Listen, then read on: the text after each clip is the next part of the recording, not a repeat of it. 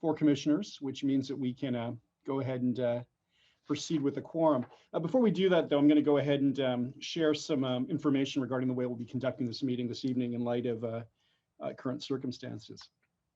This meeting will be conducted pursuant to the provisions of the Governor's Executive Order N2520 and N2920, which suspend certain requirements of the Brown Act, and pursuant to the orders of the Health Officer of San Mateo County. And as this meeting is necessary so that the city can conduct necessary business, it is permitted under the orders as an essential governmental function. Commissioners, the Assistant City Attorney, city staff, and consultants essential to this meeting will be video teleconferencing into the meeting, and there will be no physical location open to the public. The public can observe the meeting while sheltering at home via the Zoom link as the primary means of participation, or via the cable channel 26 or live stream broadcasts as alternate methods of viewing the meeting. Participation via the Zoom link will enable the meeting to be observed live and will enable the public to speak during public comment periods. The Zoom link was published in the meeting agenda. Live public comments are being accepted at this meeting in place of emailed public comments. Public comments may be provided live by members of the public utilizing the Zoom link to participate in the meeting. Utilize the raise hand function in the Zoom application on a computer, on a smartphone, or on a tablet, or else you can enter *9 to raise your hand if you're dialing in by phone. Please ensure your name is correctly entered in your Zoom profile so city staff may properly identify you when it's your turn to speak. Those dialing in by phone will be called to speak by the last 4 digits of their phone number as shown in the Zoom interface. So with that said, I'm going to ask that we go ahead and get a roll call. Commissioner Berman. Present. Commissioner Domerat. Present. Commissioner Godwin. Present. Commissioner Leal. Present. Commissioner Niblin. Present.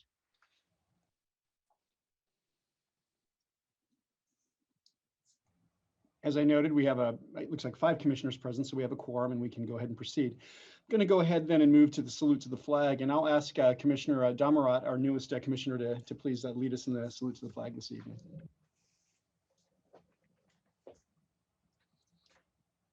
Pledge allegiance To the flag of the United States of America and to the republic Republic for which it stands, one nation, under God, indivisible, with liberty and justice for all.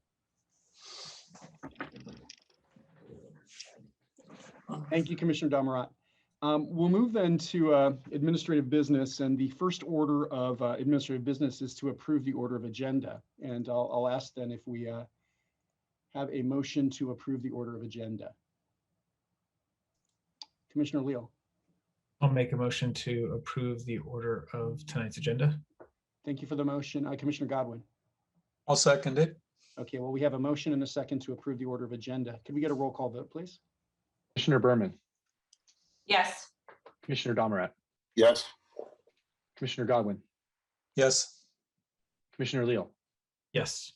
Commissioner Niblin. Yes, That motion passes unanimously. thank you. So we'll move then to the next item of administrative business, and that's approval of the minutes from our meeting of May 17th, 2021. I'll ask if there are any comments with respect to the minutes, or alternatively, whether there's a motion to approve. Commissioner Godwin, I see your hand up. I think you're on mute. I move we approve the minutes. Okay, so we have a motion to approve the minutes of May 17th, 2021's meeting. Is there a second? Commissioner Berman. I second the motion. We have a motion and a second. Can we get a roll call vote, please? Commissioner Berman. Yes. Commissioner Domerat. Yes. Commissioner Godwin. Yes. Commissioner Leal. Yes. Commissioner Niblin. Yes, That motion passes unanimously. thank you. That then takes us to a designation of liaison to the city council meeting, and I see none. And I know that we had anticipated the possibility of an appeal, but I guess that perhaps that has moved. I think maybe I saw some email traffic along those lines. Mr. Murdoch. That's correct. So at the last commission meeting, we sought a liaison to the June 14th city council meeting for hearing on 2 appeals of the planning commission's approval of the Lot 3 Harmony at 1 single family residential project. The applicant and all appellants involved had contacted the city and asked that we continue that date to a date to be determined, as their discussions are ongoing with respect to the appeals and the applicant's project. And so we don't have a hearing date established at this point in time, but we will follow up with the commission to seek a liaison when a hearing date is set.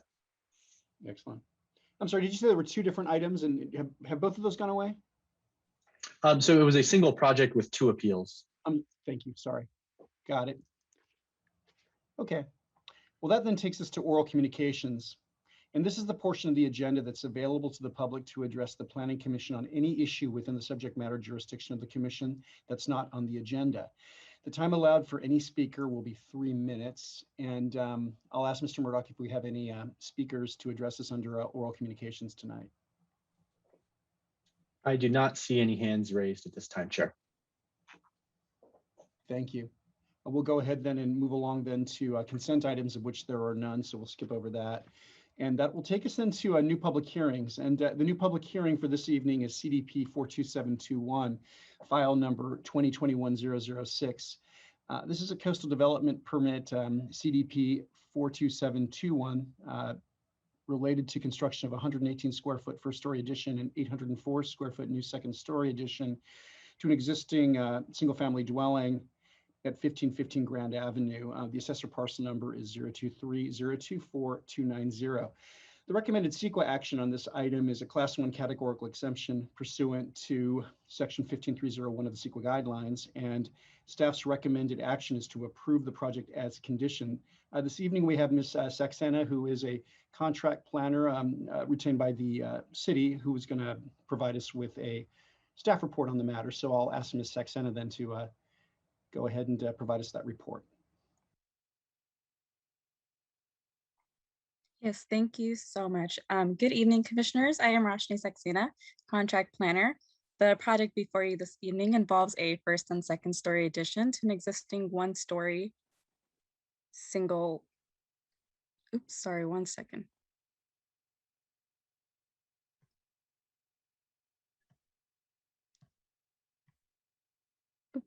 Just for presentation's sake, I'm opting to keep the video off because my connection sometimes gets a little fidgety, if that is okay with you. That's fine. However you want to proceed is fine. Sure, thank you so much.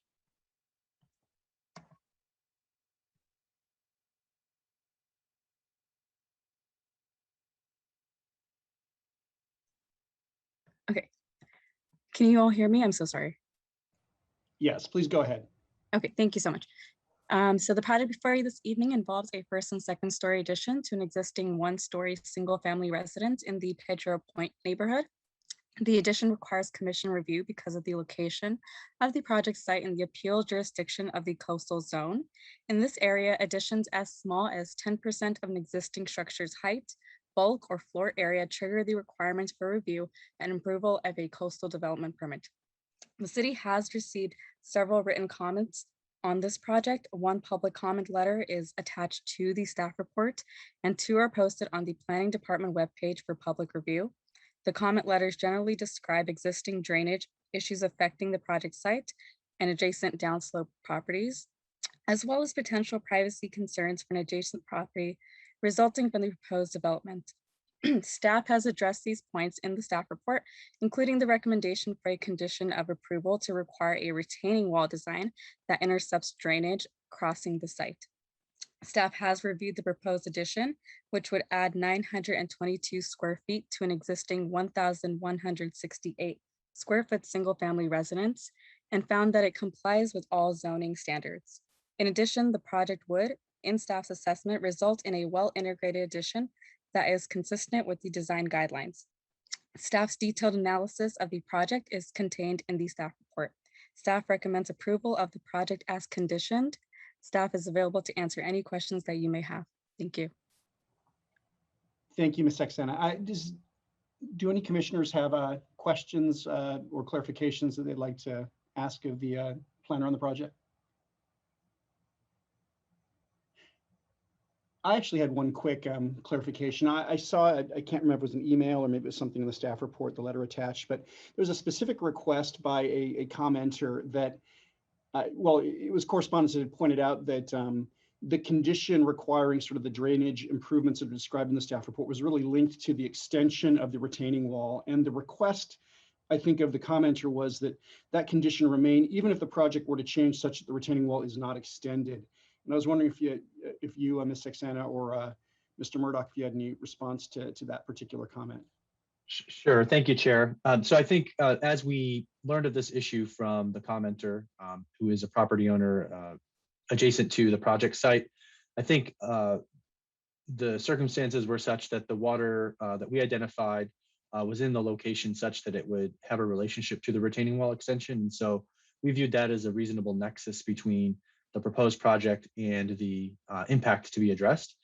It's possible that other city development policies in the local coastal program or the zoning code or other city policies might provide a basis to regulate and mitigate the drainage concerns as they exist, but we haven't evaluated that yet. And so I think we would need to understand more about the circumstances. Admittedly, knowledge of the drainage condition is limited, other than the fact that we've observed it crossing the project site and entering adjacent properties, including the commenter's property. Thank you, Mr. Murdoch.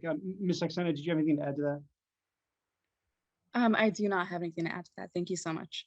Okay, well, I guess what I'm extrapolating is that there's a nexus as long as the retaining wall extension happens. It's questionable, frankly, whether or not there'd be a nexus or a basis if the extension wall, if the extension to the retaining wall did not occur, and that would be something that would have to be considered at a later point. Is that kind of? Well, generally, I would agree with that statement. I would maybe substitute questionable with unknown because we haven't evaluated the circumstances that might justify some redressal of the existing drainage condition if it were not for the retaining wall extension that's currently proposed. Thank you. Commissioner Domerat. Yeah, a couple questions. I drove by the property today. I had one question. Maybe Christian, you can answer this. There seemed to be a parcel behind the applicant's area. In other words, where there currently is a fence and you're going to build this, it's really not a retaining wall because it's a freestanding wall. You're not retaining any soil.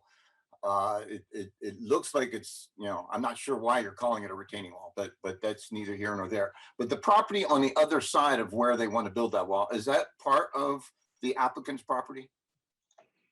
Right. So I think we could perhaps ask the applicant to describe more about why it's termed a retaining wall on the project plans. I think there's, slope dropping in a couple different directions potentially at the site that might be retaining at least some small amount that's not, immediately evident potentially, but the applicant can perhaps address that.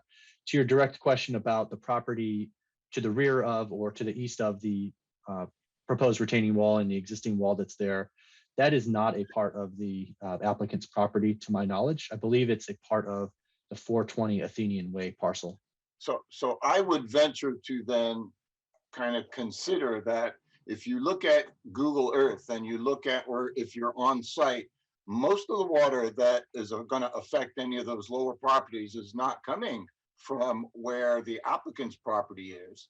In other words, their footprint, the surface entrapment footprint of the roof area is not changing.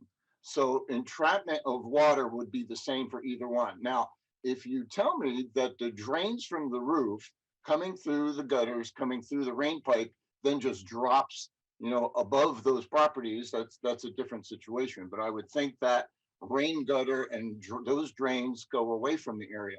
That's really not changing. When you really look at the geology of that area, it's extremely steep. There's an empty, no catchment basins or anything else just immediately east further. I don't believe, and this is my own kind of personal opinion looking at it, that building a French drain near that wall will do anything to prevent more water from going down to the lower areas. Because that whole slope, which then dumps onto the property, which is not part of ownership of the applicant, is the area that you really need to address. Yes, Commissioner Domerat, I agree that the drainage problem with the information that staff has is broader than the 1515 Grand Avenue project site. And I think that the points that you made explain well the reason why staff identified a nexus between the retaining wall extension and potential impacts downslope from the stormwater drainage, and not necessarily from a source standpoint, but from a consideration that it could potentially redirect the water that is coming from other properties across the project site. And so we think by building some sort of solid obstruction like a retaining wall, it could modify that existing condition, but we don't have information to indicate that it's the primary source or even a dominant source of that water at this point in time. Thank you. Thank you, Commissioner.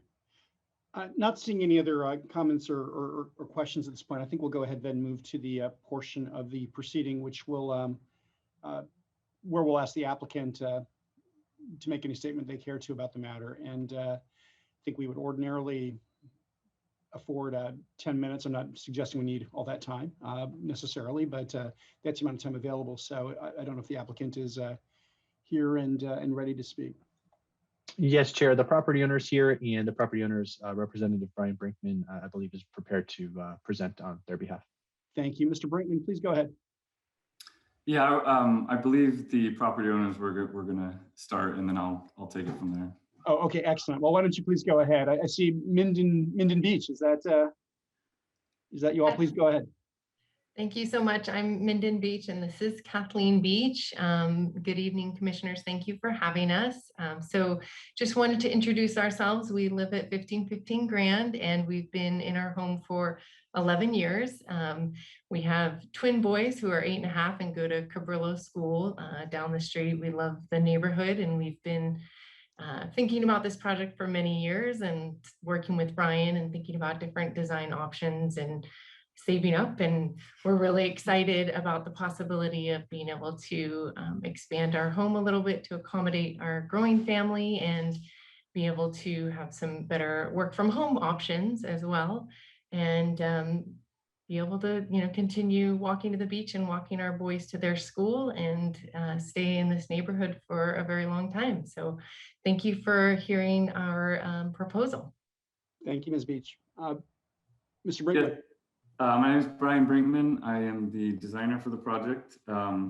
Like Minden mentioned, we've been working on the project for some time now, going through a bunch of design iterations, trying to keep in mind, going up, you're always mindful of the impacts to the neighbors. And I think we've played around with the location of the addition in multiple locations. And we feel like what's proposed here tonight gives them the room they're looking for, while very minimal impacts to the views, saves the uphill neighbors prominent views, and doesn't create any more footprint to the existing home that would have any other adverse effects. We're thankful for the staff report. It's very clear and concise. The only topic of concern, it sounds like, is the drainage issue that has come up. Christian, am I able to share my screen with Google Earth? I think it might be beneficial to just help clarify that for everybody. Sure, go ahead, Brian. I just enabled it.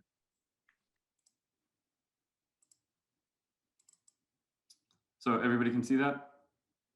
Okay, so this is 1515 Grand. This is the subject property. Their parcel ends here. Kathleen and Minden have been in discussions with the uphill neighbor. He's mentioned that when he bought the home in, I believe, 1985, that there was a natural spring that originates somewhere uphill of him, and he was receiving a lot of water on his property. He's done some improvements to help mitigate that, and he has plans for doing more in the future. But water does, I believe in the last few years, it seems to have reduced, possibly because of the less rainfall we've had. But water comes across this property line, which is an extension of this property here.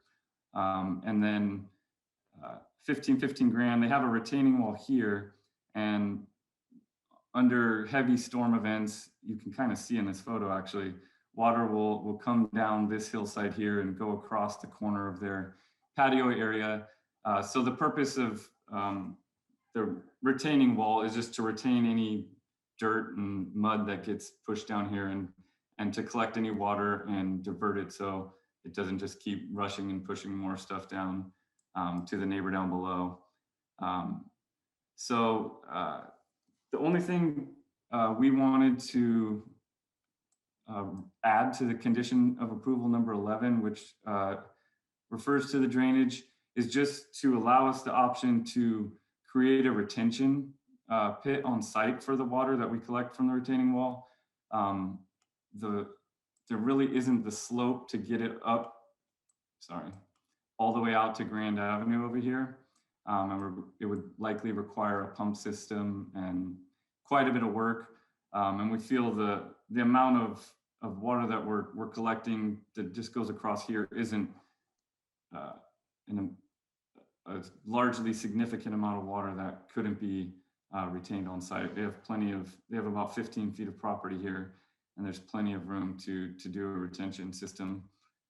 We have plans to hire a civil engineer to properly size that and design it. So we just had discussions with Christian just today, trying to come up with some language for modifying that condition of approval. And I don't know if I should read what we talked about now, or if that should come later. But yeah, feel free to share it if you care to. okay, so for condition of approval number 11, we wouldn't change anything until the very last sentence, where it says the last part of it: project site for release within the city, existing city stormwater infrastructure along Grand Avenue. And we would propose to add after that, or to a new on-site retention system designed by a registered professional civil engineer with the capacity to be determined by the city engineer and building official, but not to exceed a 100-year storm event. And then it would continue to the satisfaction of the planning director and city engineer. We just feel like we're gonna consult with a civil engineer to, analyze, can we take the water out? Is it adequate? But we prefer to have the language in there where we can retain it on site, given the potential slope issues that we have and the difficulty that we could incur trying to get the water out to the street. Other than that, I think we're grateful for the rest of the staff report and everything in it. And we thank you for your time tonight. Thank you, Mr. Brinkman. So we'll then move to the portion of the agenda that will, as to this item, for public comment, and I'll ask if we have any public comment as to the matter.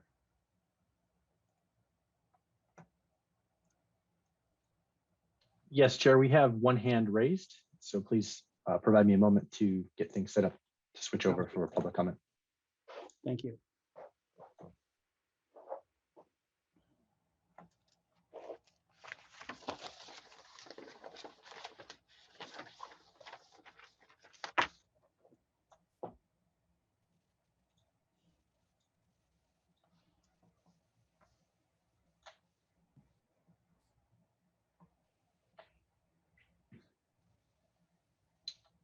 All right, our first speaker is a dial-in participant, last for 8347.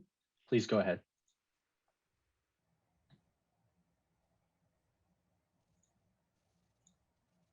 Eight, 3, 4, 7. Could you please proceed, and maybe you could identify yourself if you'd care to.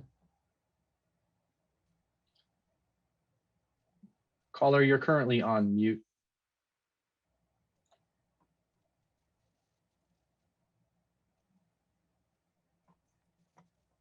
Oh, sorry about that. Hi, can you hear me? Yes, ma'am, we can.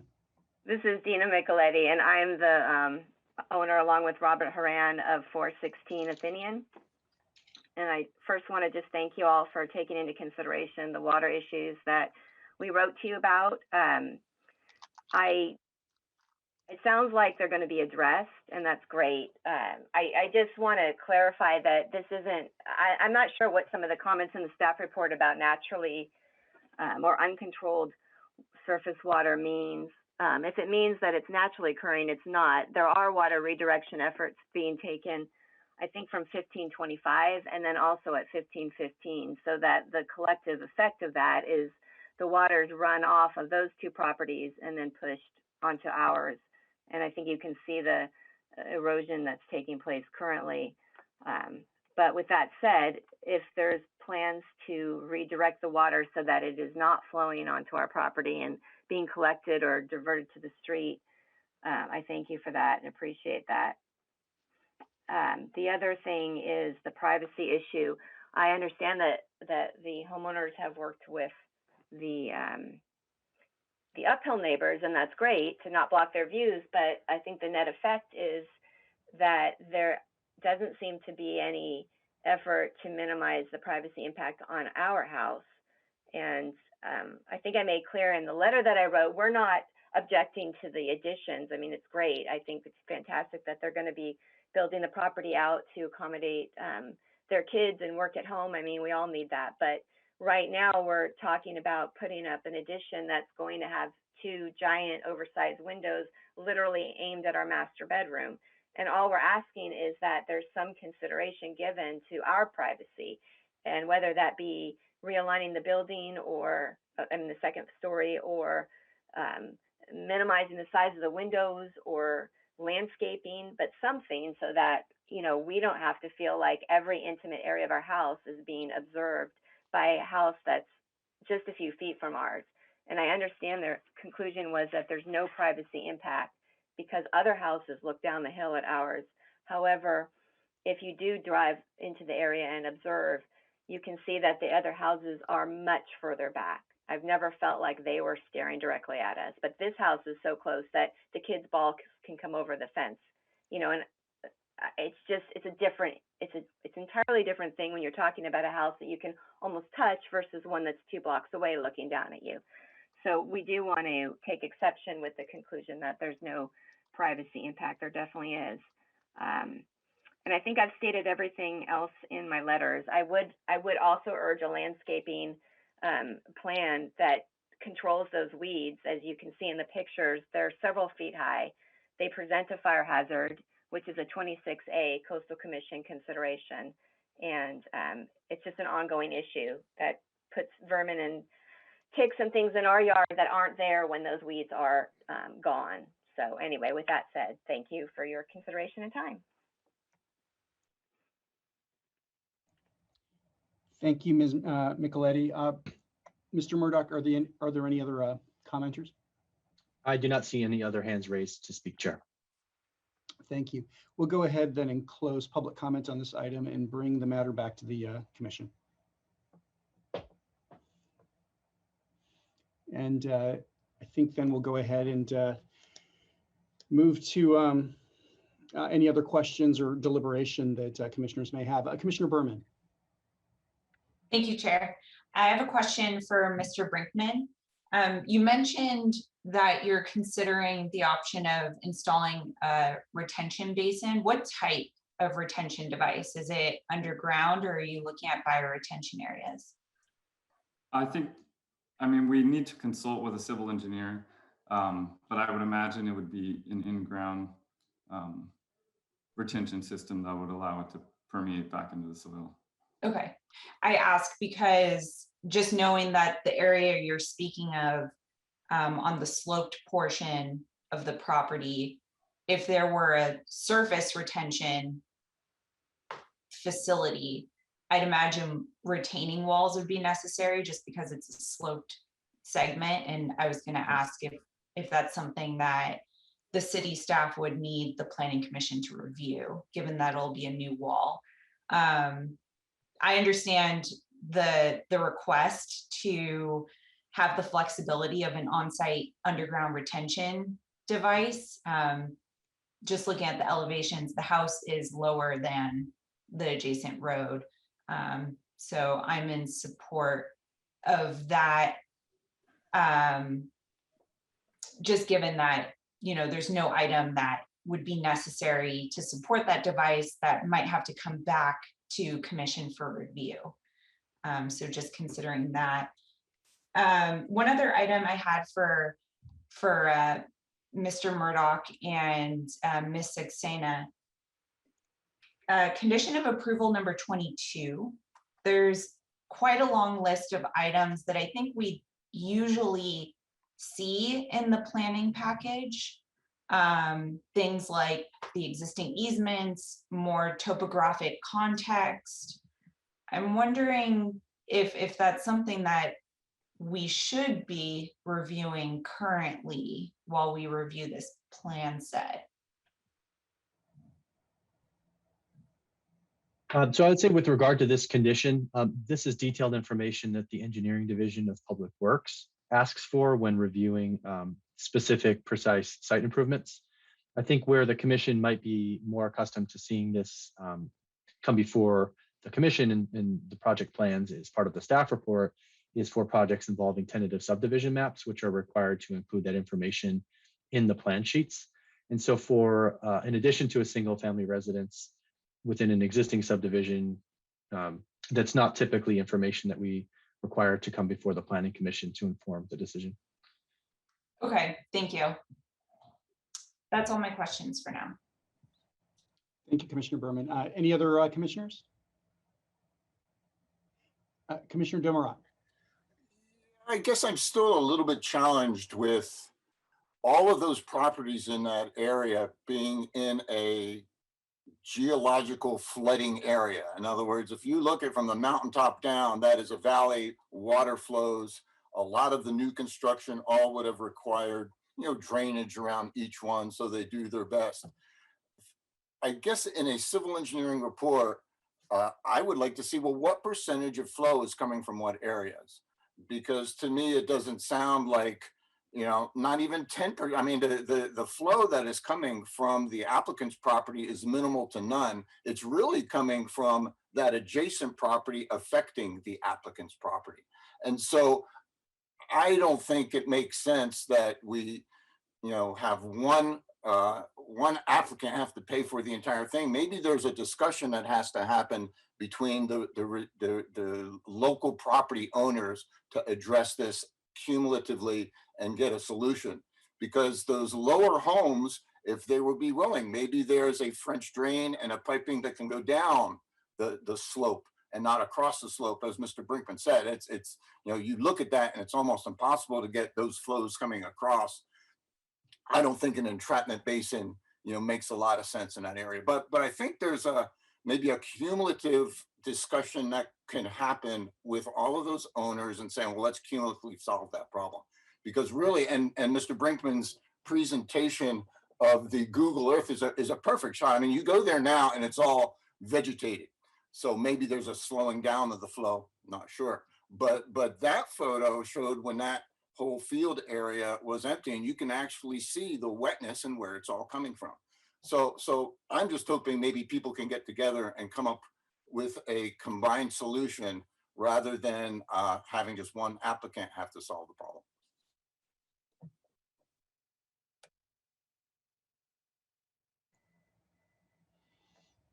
Well, I don't see other hands for the moment, but I guess Commissioner Godwin, please go ahead. Yeah, I just wanted to support Commissioner Damarat's position. And it seems like it's a community problem more than an individual homeowner problem. And I'd like to ask Mr. Brinkman, have you explored that possibility of some sort of multi-site French drain or an approach to handle the water that maybe your customers would have some participation in, but wouldn't be 100% responsible for? Yeah, I mean, it's not there. The reason that we were putting in this retaining wall was to help alleviate the issues that they have as well, that they're incurring from water coming down from other sites onto theirs. So I don't think the condition of approval number 11 was intended for us to resolve the issue of all the water coming down the hill. I think it was to make sure that we weren't redirecting it somewhere else. So the drainage that we collect from this retaining wall, we're proposing to be able to retain it on site in some sort of retention system, but it doesn't resolve the majority of the water that comes down that hill. And they have, they've been in discussion with years with the primarily the uphill neighbor and it was worse at one point, and he's made modifications that helped retain some of the water on site. And as this issue got brought up again recently, they've been in contact with him again, and he indicated how he plans to do more with it. He plans to collect it and use it for landscape watering for his property. So that is an ongoing discussion. I think this project is helping fuel that discussion again, because the applicants have brought that up with the uphill neighbor and trying to resolve this in the past. So I think this is fueling them to hopefully get more in place to help remedy the issue. Commissioner Berman. I give my full support to the idea of more of a comprehensive and community solution to this neighborhood, as a matter of fact. And I think throughout the Pedro Point neighborhood, we've heard over the past several years that there are drainage issues. However, given just the project at hand and understanding that we don't want to burden the applicant with a larger project than really what's necessary for their parcel, I think the solution that is presented to us is acceptable to me. It'd be another story if we got to master plan this neighborhood from the beginning. And maybe we consider some of these thoughts as we work towards the local coastal land use plan and the city's general plan. Just tidbits to remember for the future. But for me personally, I understand that you can't require the neighbors to join in on the development related to this property. So I think the proposal in front of us for me is acceptable. And Commissioner Domerat, I'll get to you, but I just wanted to join my, just add my sort of 2 cents and say that I'm in support of Commissioner Berman's position. I certainly understand where Commissioner Domerat and Commissioner Godwin are coming from, and I think there's a lot of sense there. But in the interest of approving or sort of moving forward on the project that's before us this evening, I think that the proposal as modified by Mr. Brinkman with respect to condition 11 is something I'm in support of. Commissioner Domerat. So the only other thing that kind of troubled me is the statement on the privacy issue. The applicant's home is a much older home. Those windows that are there now probably existed before those lower homes were constructed. Okay, that's neither here nor there. But if you really consider optics, and I'm not talking about politics or that kind of optics, actually physics optics, the maximum view into somebody's home would be 2 windows completely opposed from each other. So as you go up the hill with the window and you're looking down the line of sight, then the view through the window gets less and less. And so really the higher you go, the less you see in. The other thing is one of the homes, as you can see, if you drive by the area, one of the homes have over the windows kind of like a roofing portion. I don't know, Mr. Brinkman can correct me and let me know what that piece is called. But there is an overhang over these windows. So again, the higher the building goes, the less of the view into the homes would be. So that's just a physics thing. Thank you. Thank you, Commissioner Domerat. Any other comments, questions, points of consideration for deliberation? And seeing none, certainly a motion would be in order if someone were inclined to make one. And Chair, before we progress to that point, if you would just please allow me to read the condition of approval as modified by Mr. Brinkman's request, so that a maker of a motion might consider incorporating that or not as we move forward. Yeah, please. So it would result in a modification to condition of approval number 11 in attachment A, exhibit A of attachment A. Yeah, and Mr. Murdoch, I know it's tedious, but could you maybe just read the whole condition? Yes, that was my intent. Yes, absolutely. And so as modified, the condition would read as follows. In order to prevent adverse impacts to adjacent properties from modified stormwater runoff patterns caused by construction of the retaining wall extension along the rear property line, applicant's retaining wall extension shall include a mechanism to intercept stormwater runoff entering across the rear property line of the project site and to convey the stormwater to the front (parentheses west) of the project site for release within the existing city stormwater infrastructure along Grand Avenue, or to a new on-site retention system designed by a registered professional civil engineer with a capacity to be determined by the city engineer and building official, but not to exceed a 100-year storm event to the satisfaction of the planning director and city engineer. Okay, and then just to clarify for the record, either one of those two options would be to the satisfaction of the city engineer. Correct. Thank you. Okay, so that would be the modification then to condition 11. With that said, is there a motion?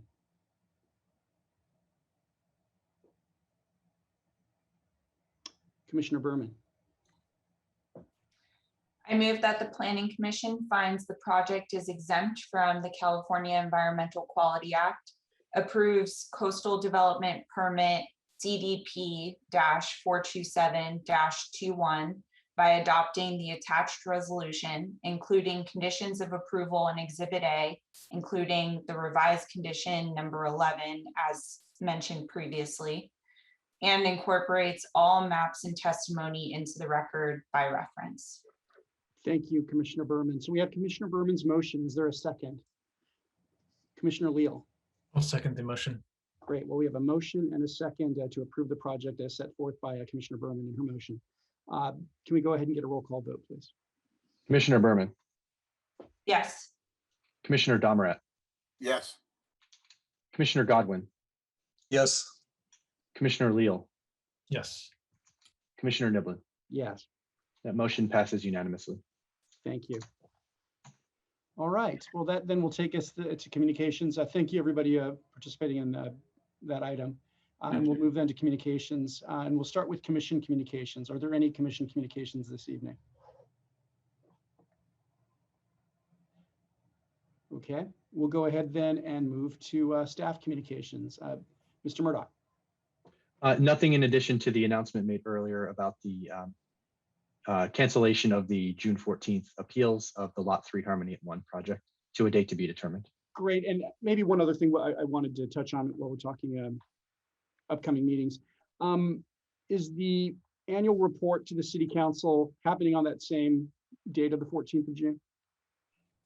It is, yes, it is on schedule as far as I know at this point in time. Okay, so I know that I was kind of queued up to do that, and I'm trying to recall whether any of my colleagues were on the hook to do that.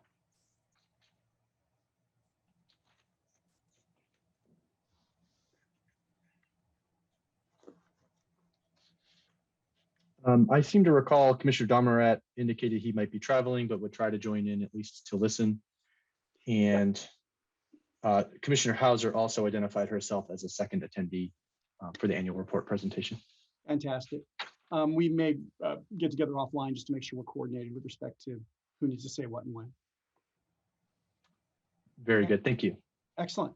Well, I think that will take us then to a motion to adjourn. Is there a motion to adjourn?